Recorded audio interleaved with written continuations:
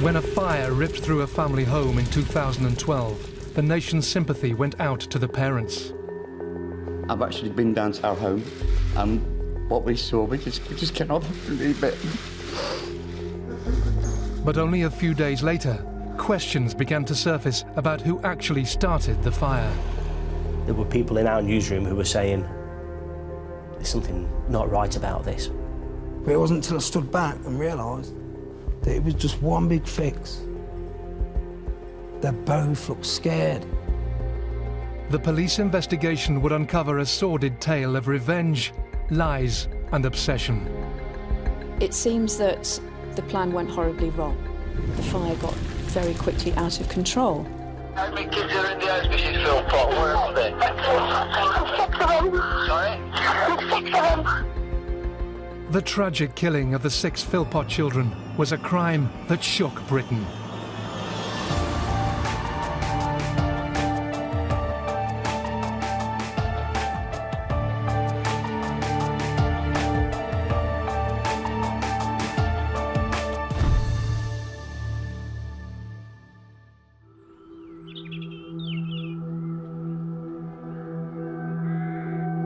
In a cemetery, a few miles from the centre of Derby, lie 6 graves. Each of the headstones mark the final resting place of a family of children killed by their parents. Flowers and toys to remember children killed as they slept. The fire started, police believe, when petrol was poured through the letterbox. The police are saying this is a potential murder investigation, with the cause of the fire yet to be confirmed. The tragic tale of what led to their senseless deaths began in May 2003, when 19-year-old single mother Mairead Duffy married her fiancé. I went myself to give her away and that there.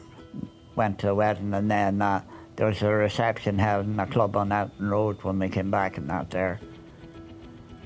And there was quite a few people there and that. You know, they're kind of one crowd sitting here of a family and another family sitting somewhere else kind of thing. The man his daughter had just married was Mick Philpot, and he harboured a sinister past. Kim Hill was his partner when he was 21 and in the army in the late 70s. She was 17. She had the temerity to send him a Dear John letter ending their relationship. He responded by stabbing her 15 times, and when her mother tried to intervene, attacked her, seriously injuring her as well. And he went to prison for that. He received a prison sentence of 7 years for attempted murder. Even after his conviction, Mick Philpot's relationships were characterised by violence and abuse. He's so egocentric. Everything he does is important in the sense that it's got to relate to him and how he feels, and he has absolutely no compunction in doing anything to hurt somebody else. We know this because he's, hurt multiple partners in the past, and he has absolutely no remorse. And because of this combination, this makes him dangerous because he has no ability to really see somebody else's perspective. And because he has no ability to see somebody else's perspective and no remorse, this is not going to stop him when he starts hurting somebody else. Whether his new bride was aware of Philpot's history is unclear. However, even on their wedding day, Mairead's father was concerned. He seemed to be mingling around everywhere and among the women, stuff like that there. And half the time she was sitting there on her own. And he was nowhere near her. I said to him, I said, you're supposed to be with your wife today. I says, you're going around all these women, and he did quite annoy me. I was in 2 minds of saying I'm going to whack him one in a minute, but I decided not to ruin the day kind of thing, so I just kind of bit my tongue and left it at that. Everything that Mick does really is centred on Mick. Once you understand that, you can see why he behaves the way that he does. So, bearing that in mind, then everything that he does, He has no understanding of how it impacts on other people, and even if he does understand it, then he wouldn't care. Already a father of 5 by the time he was 40, Mick Philpot had become adept at choosing the type of women who he could manipulate. He always seemed to go for young girls that was vulnerable. There was always 16, 17-year-olds, or like Mairead, she'd just come out of a relationship which was abusive, so he pretended to be there for her, and then he ended up abusing her in some way anyway. So he just went for the young uns, really, that he could control. He'd flatter them, they would be attracted to him because he gave them the attention, maybe attention they didn't have before in their life. And very quickly, he would get them on side, he'd move them in, and very soon he would start to control them. The trail of broken relationships he left in his wake further illustrate Mick Philpot's obsessive and abusive behaviour. He's also a very, very controlling man, and he will control every aspect of a partner's life. Their finances, where they work, where they live, who they see, where they go, everything about them. And he's done this on multiple occasions with different partners. Yeah, he used to do all the shopping. He'd do the food shopping. He had control of all the money. The girls didn't get no money. If they wanted something, they'd have to ask, and it was up to him whether he said yes or no to whether they got it.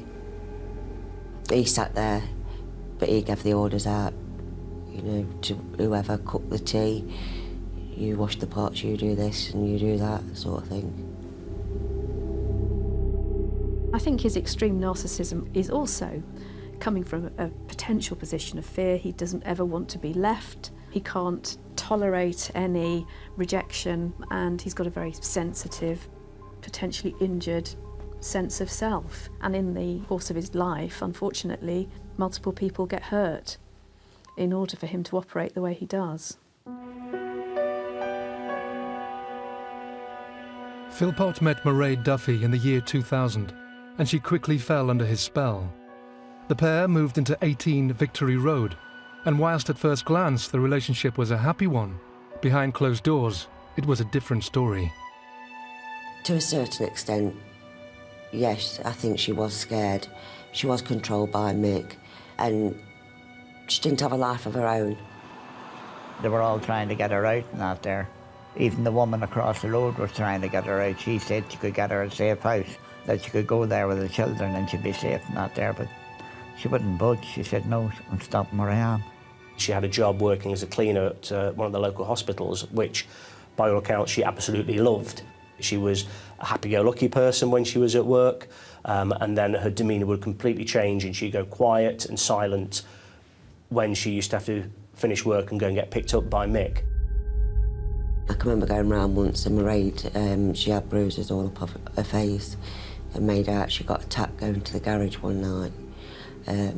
But she never did admit it was Mick, but, you know, I assumed, and so did my husband, we thought it was a bit strange going to a garage at 2:30 in the morning. So I think she was just covering up for Mick.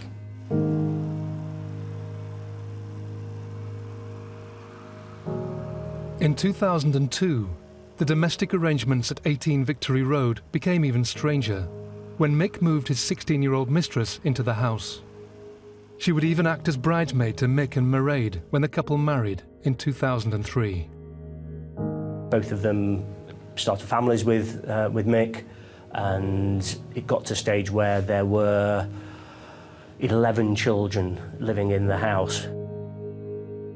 These unusual living arrangements began to attract the attention of the local community, and the situation wasn't helped by Mick's seemingly insatiable appetite for publicity.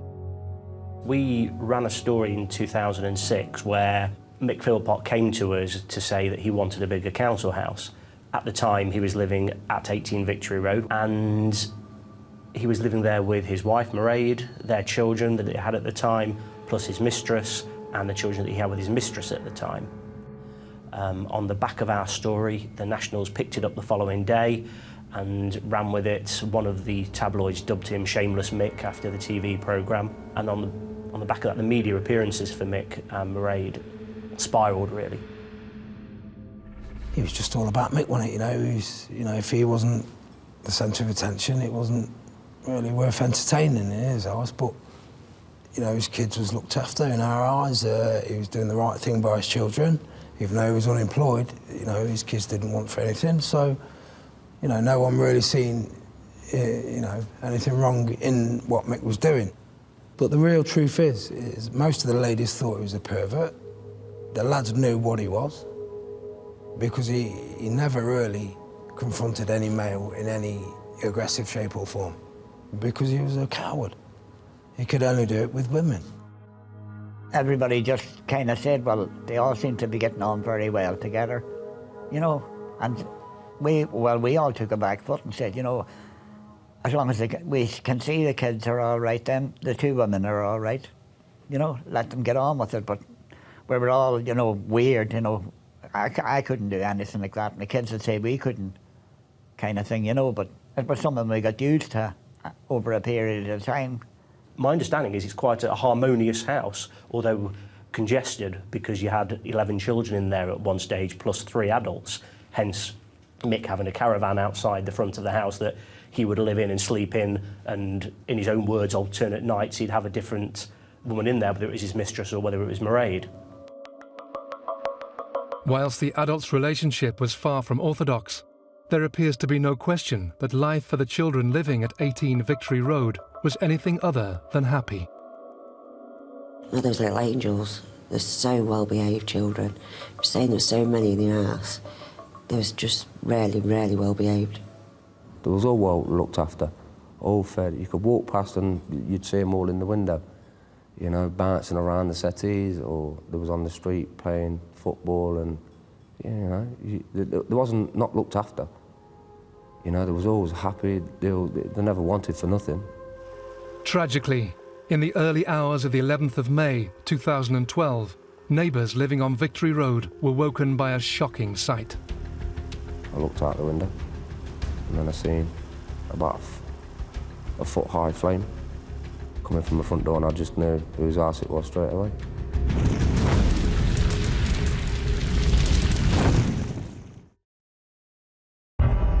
Mick Philpot lived at 18 Victory Road in Derby with his wife Mairead, his mistress, and 11 children. Philpot had been living with the two women for 12 years, and while seemingly happy, cracks in the arrangement were beginning to appear. In February 2012, Philpot's mistress, who cannot be named for legal reasons, realised that enough was enough. His mistress was always the strongest one out of the pair of them, and they always said one day she will up and leave. I think she just had enough. She got older, she got wiser, and just had enough of the controlling situation, and just chose to get out with the kids. Philpot's mistress left 18 Victory Road, along with the 5 children she shared with Mick. Tragically, he refused to accept that she could simply walk away. He was constantly on and on about it, and we're going to do this and we're going to do that, and we have to do this and that to get the children back. And I think maybe he was pointing some of the blame at Mairead. If you hadn't have been here, she might have stayed, kind of thing. Mick and Mairead Philpot, along with their 6 children, remained at 18 Victory Road. Furious that his mistress had left, Mick began legal proceedings to gain custody of their 5 children. A court hearing was set, but it was a date that neither party would attend. In the early hours of the 11th of May, the very day of the hearing, neighbours woke to a horrifying sight. I looked out the window, and then I seen about a foot-high flame coming from the front door, and I just knew whose house it was straight away. My brother's waking up frantically, and to me it sounded like saying it was a fire. Because I was still off asleep, I've got up thinking the fire was actually in our house. But when I heard him say, no, Mick's house, look out the window. And I just seen somebody stood on the front, female, dressed, and said, where's Mick, where's the kids? In the house, in the house.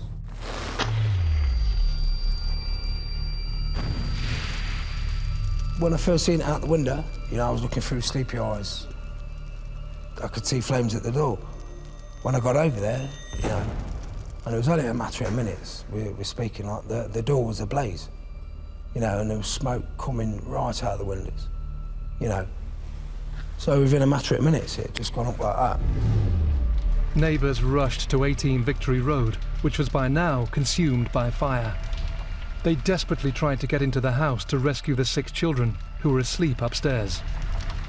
With that, I ran next door because there was a caravan. His caravan was obviously there blocking access. I jumped upon the caravan, straight over, and I just seen him and Mairead in the back garden, like, and I didn't think at the time, I just thought, oh, these kids in there. And then when I jumped over, he says, oh, they're all in the back bedroom.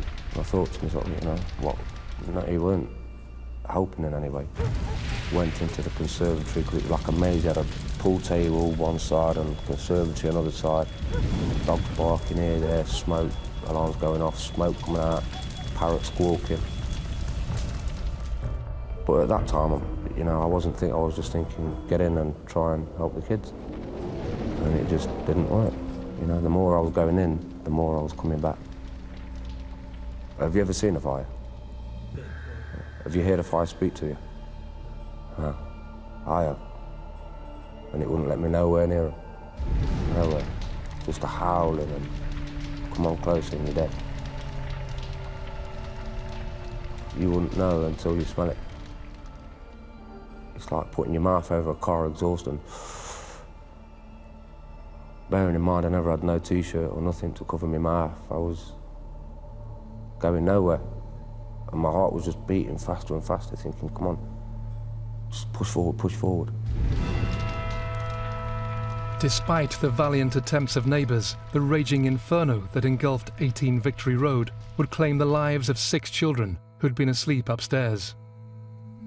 Jade Philpot, who was 10, John, 9, Jack, 8, Jessie, 6, and 5-year-old Jaden died at the scene.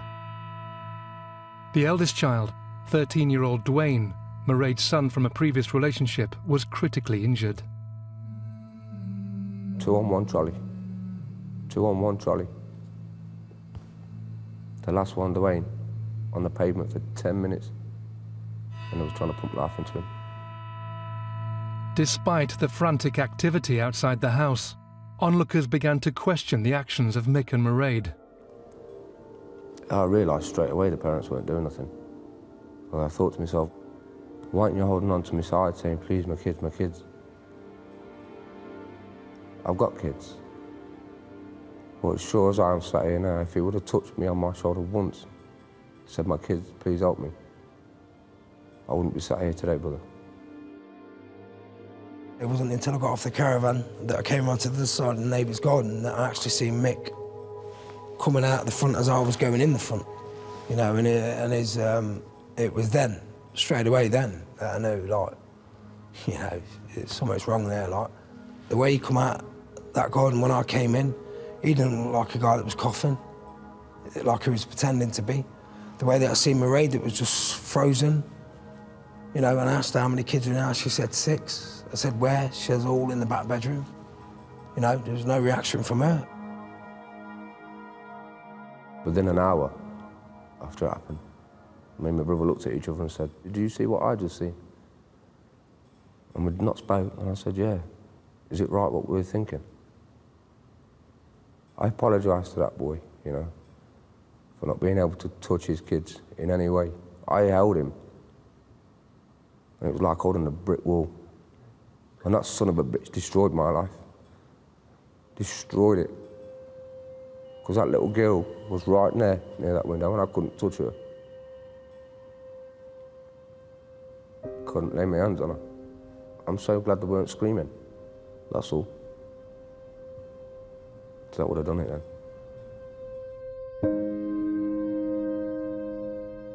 In the confusion outside 18 Victory Road, friends and neighbours who had tried so hard to save the children began to realise there was something dreadfully wrong. Whilst they had risked their lives to try and get into the house, the children's parents had stood by and watched. But it wasn't until I stood back and realised that it was just one big fix. They both looked scared because they knew they'd made the ultimate fuck up. If you're going to do a move like that, whether it's to get back at your ex-partner that's left you, your girlfriend, so you've not got a girlfriend and a wife no more. You get the kids out the house. Whether it's to get a bigger house, you get the kids out the house. Make them set their aunties. You know, you don't set fire to the pissing house with the kids in it thinking you can stop it. You can't. You know, he looked shocked, mate, and that's what struck me. You know, and he knew, I've known him for years, and he looked in my eyes and I knew, you know, I've got your ticket here, mate. With the blaze finally out, police officers began to recover clues as to who could have started the fire that had killed 5 children and critically injured 1 more. The investigators' expertise led them to quickly realise that the fire was not an accident. The fire had started at the front door. The police confirmed that quite early on as part of their investigation. It also became quite clear that the police confirmed quite early on that the fire had been started deliberately, or that was their belief. Of course, there was a joint police and fire investigation. Once it became apparent that it had been started deliberately, the investigation went on to who could have started this. Because there were 2 arrests very early on, there was an assumption that the mistress was behind it and that it was the mistress that had been arrested. The 2 arrests came to nothing. Philpot's mistress and the second person were released without charge, leaving police desperate to find who started the fire. As the rumour mill round Victory Road went into overdrive, the actions of Mick and Mairead grew increasingly bizarre, despite the eldest child, Dwayne, fighting for his life in hospital. Dwayne was transferred to Birmingham Hospital, and at the time, Mick didn't want to go because he had a court appearance in the morning. So he said to Mairead, you go. And then, obviously, they told him, you know, you must go. And near enough, literally had to be forced into the car to go to Birmingham. My youngest daughter said that her and her mammy went up at 2 o'clock, and Mairead and Mick were in with Dwayne, and she said, do you want us to take over for an hour or 2 so she can go and freshen up and get a cup of tea and that there? They never came back till 11 o'clock that night. And my youngest daughter said she could tell a mile away what they'd been doing because Mairead had all on her neck. Unfortunately, there's been a severe deterioration in the condition of Dwayne. He's been at hospital now, obviously, since the fire, and in essence now he's only being kept alive by a life support machine, which is very, very sad. Dwayne Philpot lost his fight for life on the 14th of May, 3 days after the fire. As the police investigation continued, his parents seemingly had no idea that the finger of suspicion was pointing directly at them.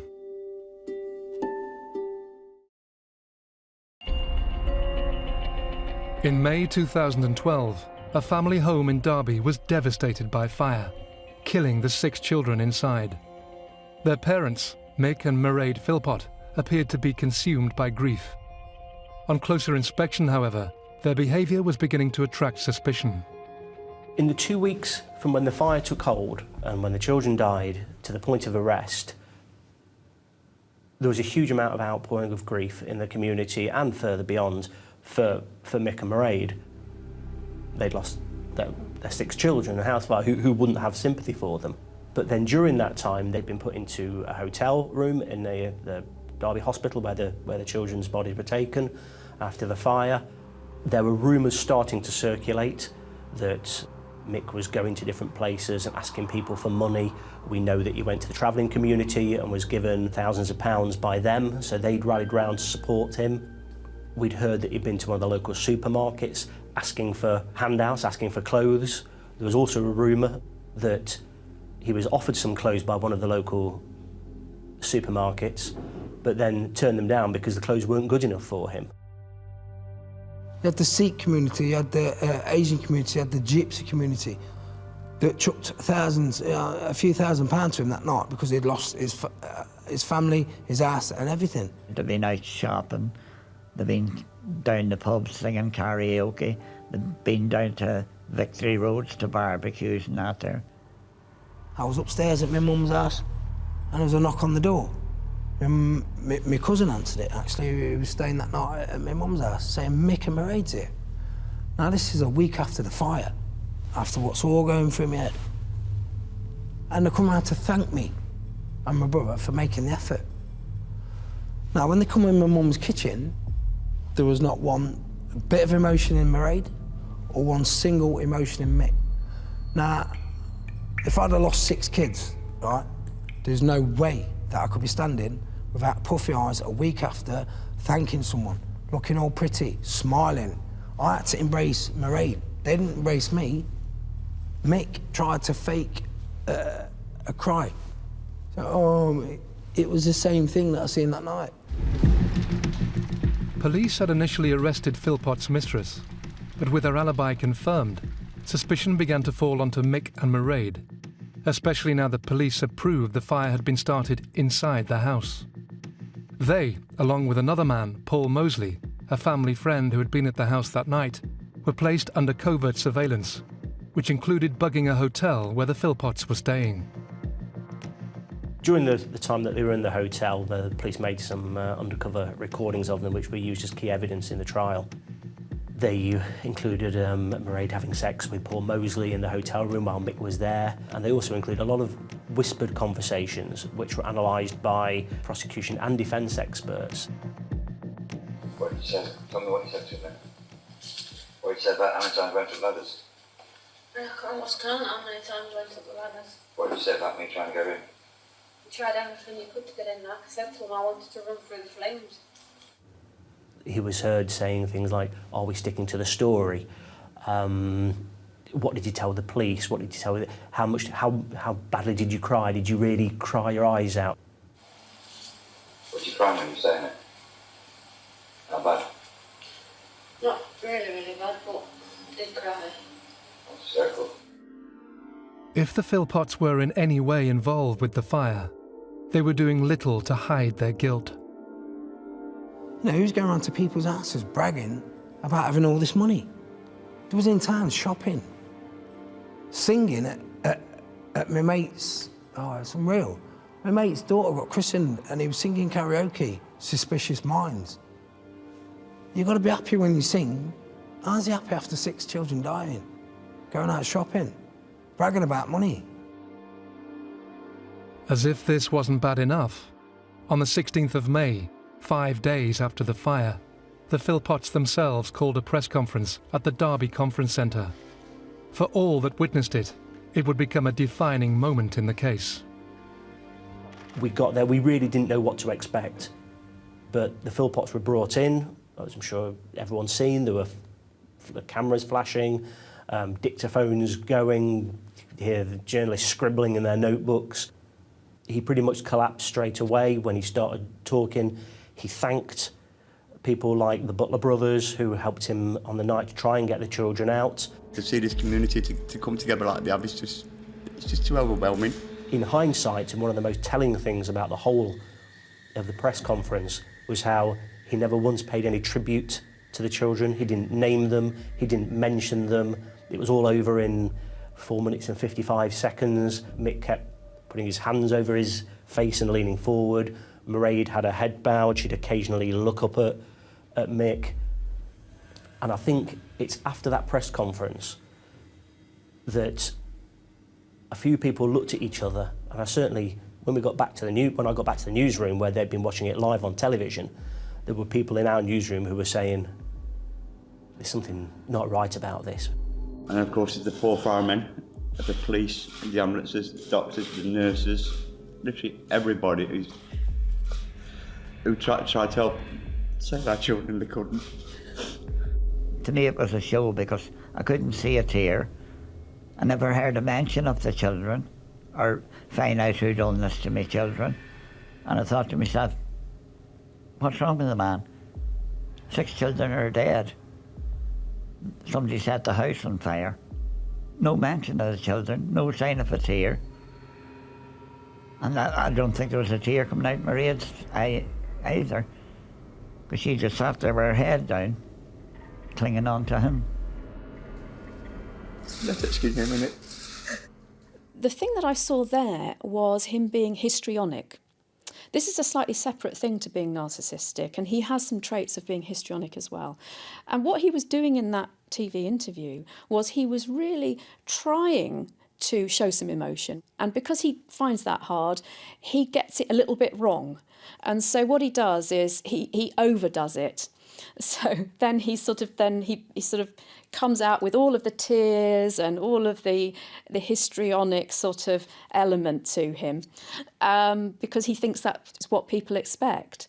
But if you look very, very carefully at him when he's doing that, there are no tears at all. So he's wiping tears away, but he forgets that when you cry, your tears go down the inside of your nose, and you have to wipe your nose as well. He's not quite worked that out, and so he wipes his eyes but forgets to wipe his nose. The neighbours who had tried in vain to save the children also witnessed the appeal and decided they had to speak out. It was a knock on the door at my mum's house, and it was just a routine, did you see it that night?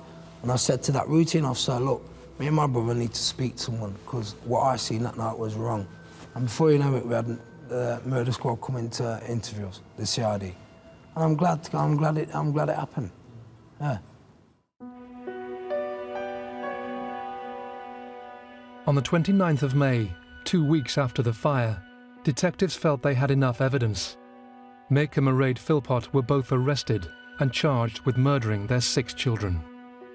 I recall sitting at my desk, an email pinging from the police press office, opening it up and seeing a 55-year-old man and a 31-year-old woman had been arrested on suspicion of murder, and just standing up and shouting over to them, literally standing up and going, the Philpots have been arrested for murder.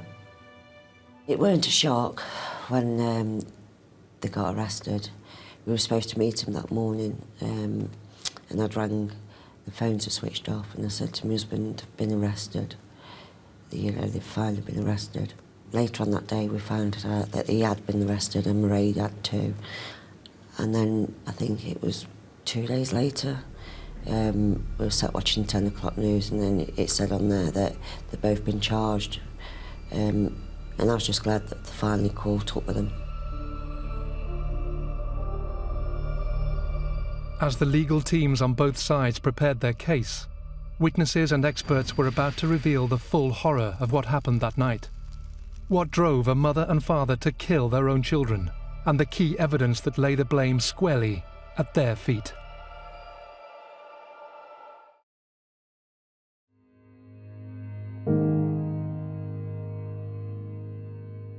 Mick and Mairead Philpot were charged with murdering their 6 children by starting a fire in their Derby home.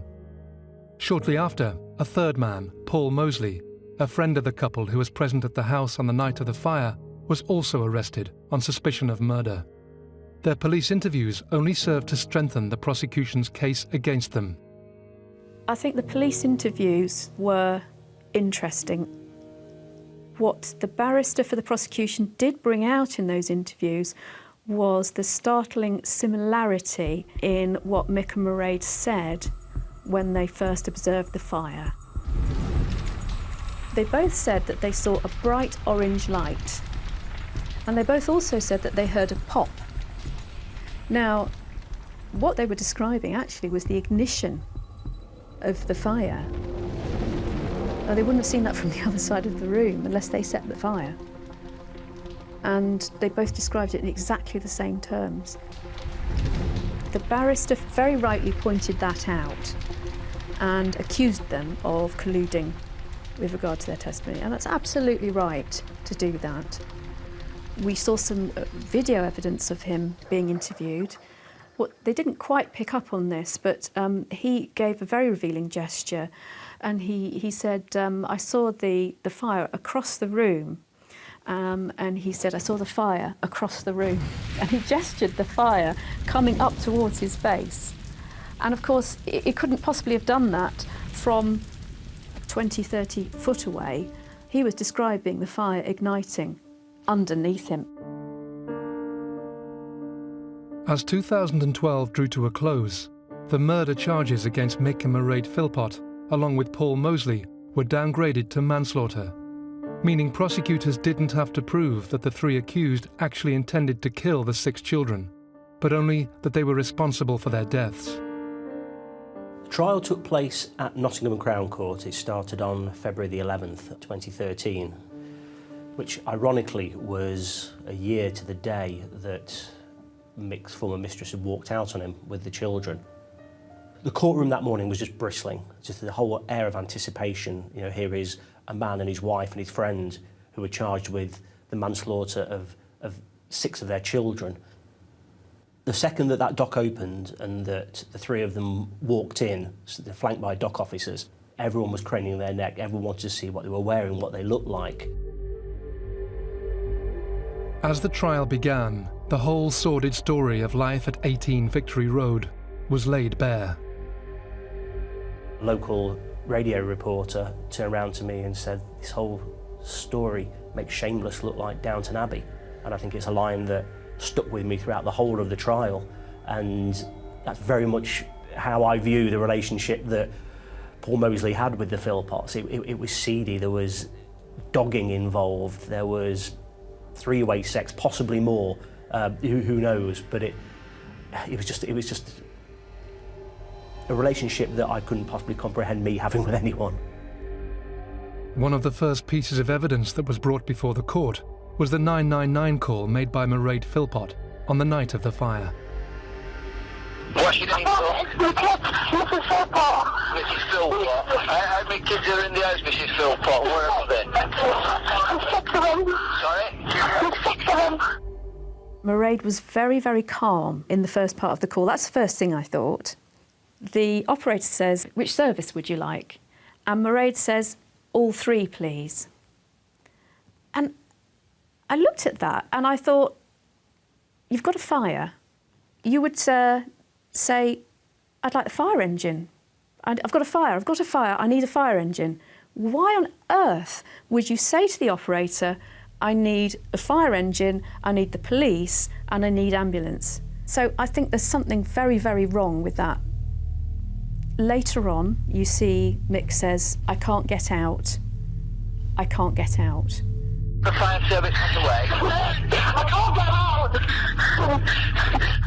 This is not a man who's desperate to get in to the house. This is a man having a panic attack who wants to get out of the situation. As the witnesses in the trial continued with their evidence, a picture slowly emerged of exactly what happened on the night of the fire.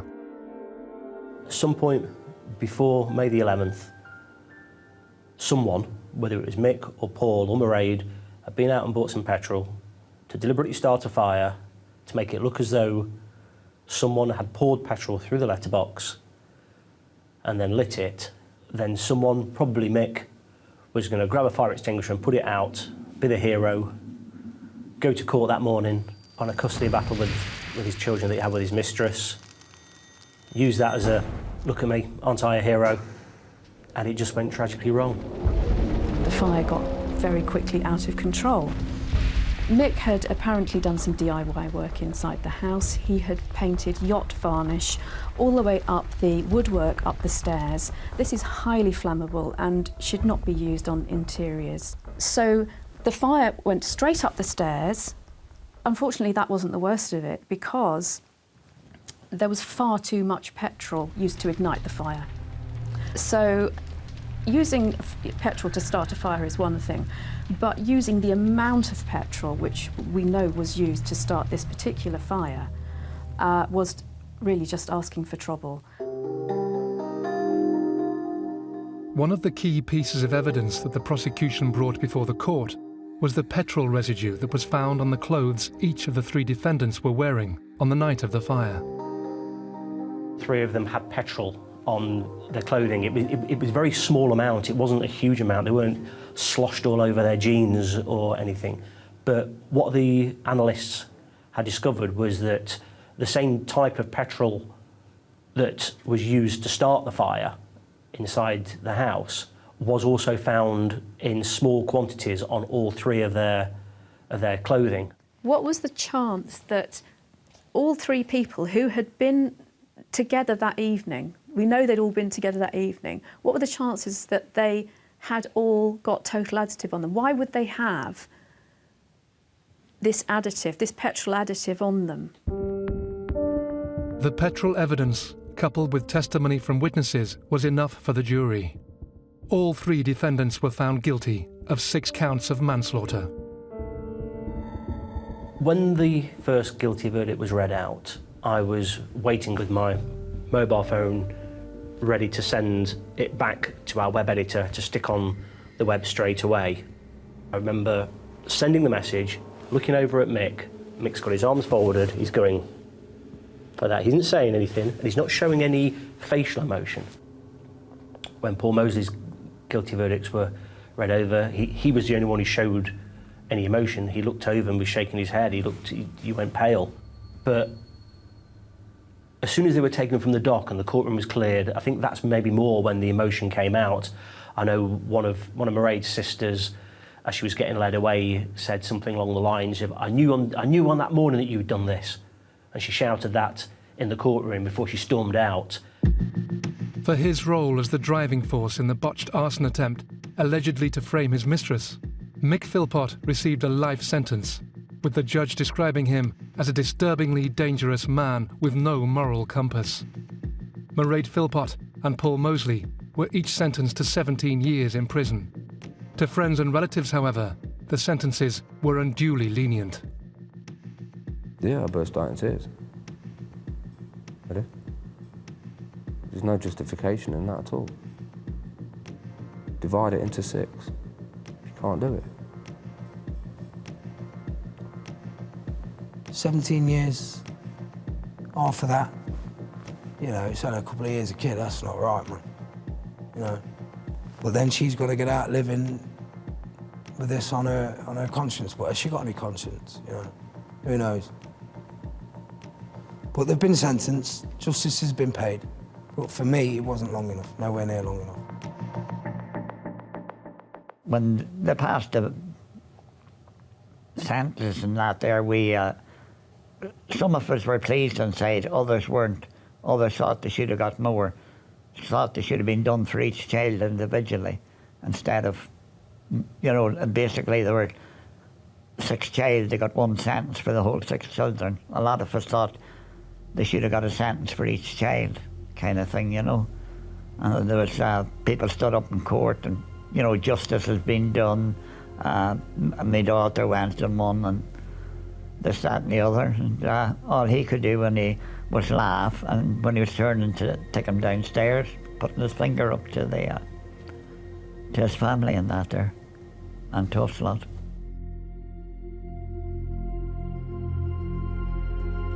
I'll never get over it.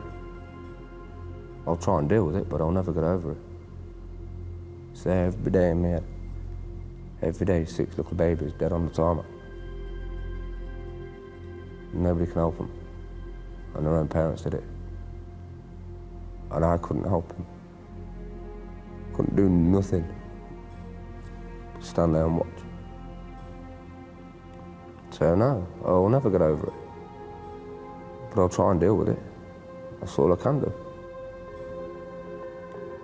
Personally, I'd like to kill the man for what he's done to them children and what he's done to my daughter. Because at the end of the day, yeah, what she has done, I can't forgive her for. She's still my daughter, I still love her, but I blame him for the way she was and the way she is now and what she's done, all his doing. That's to me, I'd strangle the man tomorrow, I'd give him half a chance. Well, I mean, some nights I sit back and think, what did I do wrong that she turned out the way she did? You know, I blame myself sometimes. Starting a fire to frame someone that's got completely out of control, where 6 children aged 13 or under have died, I can't comprehend it. I really can't. Idiotic, stupid, naive, you can use whatever adjective you like, but I think you just have to remember that, you know, it's children, 6 children, they're no longer here.